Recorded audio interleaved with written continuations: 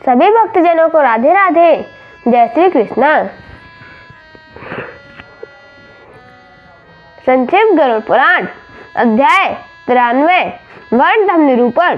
श्री शिव जी ने कहा, हे हरे, हे केश हंता, हे माधव, श्री महेश यज्ञवाल्क्य जी ने जिस धर्म का प्रतिपादन किया था, अब मुझको उसे सुनाने की कृपा करें। श्री हरि ने कहा, मिथिलापुरी में विराजमान महर्षि यज्ञवल्क्य जी के पास पहुंचकर ऋषियों ने उनको अभिवादन किया और उनसे सभी वर्णों के धर्मादि कर्तव्यों को जानने की अपनी इच्छा प्रकट की।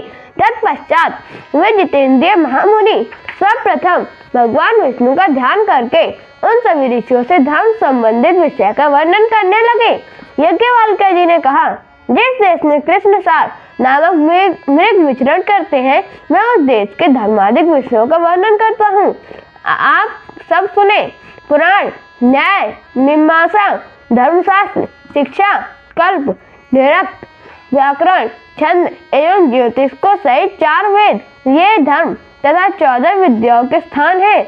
मनु, विष्णु, यम, अंगिरा, वशिष्ठ, दक्ष, संवर, सातातप, पराशर, आप सम, उष्णा, व्यास, कात्यायन, बृहस्पति, गौतम, शंखलिखित, हारित और अत्रि के साथ में स्वयं हम सब भगवान विष्णु का ध्यान करके धर्म उपदेश के हुए। धर्म का अर्थ है पुण्य की उत्पत्ति के हेतु शास्त्र विहित देश में, शास्त्र विहित काल में, शास्त्र विहित उपायों से श्रद्धा पूर्वक योग्य पात्र विद्या एवं से समृद्ध ब्राह्मण को दिया गया दान तथा इसके अतिरिक्त अन्य सभी शास्त्रोक्त कर्म, इन्हें अलग अलग तथा समूह रूप में धर्म पुण्य का उत्पादक समझना चाहिए। धर्म के उत्पादक इन हेतुओं का मुख्य फल परम धर्म, योग, चित्त वृत्ति निरोध के द्वारा आत्मदर्शन, आत्मा का साक्षात्कार ही है। इस आत्मदर्शन रूप परम धर्म के लिए देश आदि का कोई नियम नहीं है। चित्त वृत्ति निरोध योग होने से यह होता ही है। चित्त वृत्ति निरोध के लिए विहित उपायों के अनुष्ठान की संपन्नता में देश आदि का नियम आवश्यक है।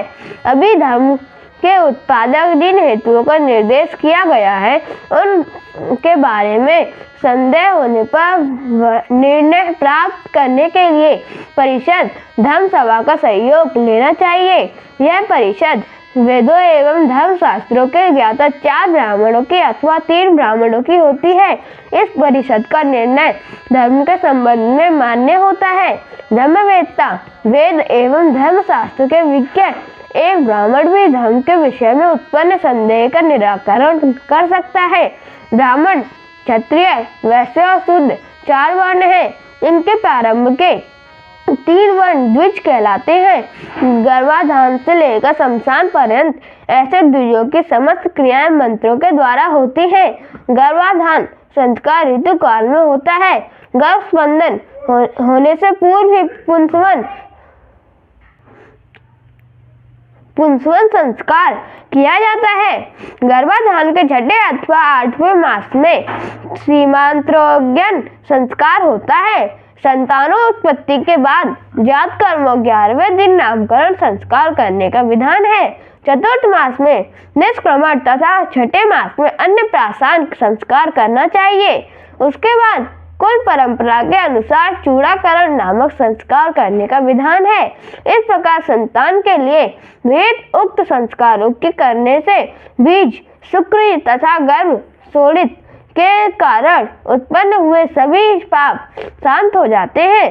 स्त्रियों की ये सभी क्रियाएं संस्कार आमंत्रक होती हैं और विवाह संस्कार समंत्रक होता है।